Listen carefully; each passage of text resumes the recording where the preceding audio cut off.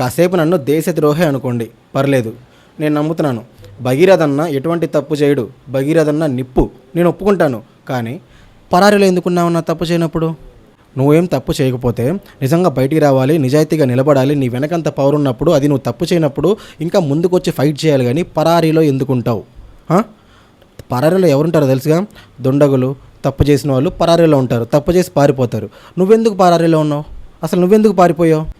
ఇదంతా చూస్తుంటే నాకు పోలీసుడు సినిమా గుర్తొచ్చింది. అక్కడ ఒక సీన్ ఉంటుంది, ఇట్లా ఒక అమ్మాయికి అన్యాయం జరుగుతుంది. ఒక మినిస్టర్ ఇంటికి వెళ్తాడు మన విజయ్ అన్న. సార్ మీ అబ్బాయి ఇట్లా చేశాడు, కేసు పడిందంటే మూవీలో ఆ మినిస్టర్ అంటాడు, 3 రోజుల నుంచి మా కొడుకే మాకు కనిపించలేదు, ఇంకా మీరే వెతికి పెట్టండి తిరిగి అని చెప్పి. సేమ్ అట్లానే అనిపిస్తుంది నాకు ఇప్పుడు. కేసు గురించి కాదు, సీన్ మాత్రం అదే జరుగుతుంది.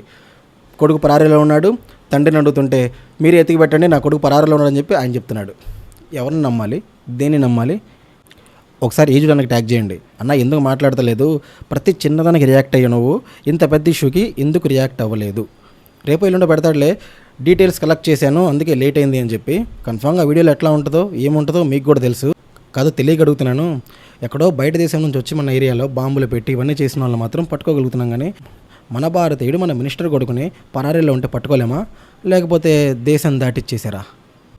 సరే, పరారీలో ఉన్నాడు కదా, తర్వాత దొరుకుతాడు కదా, అప్పుడు మాట్లాడదాం.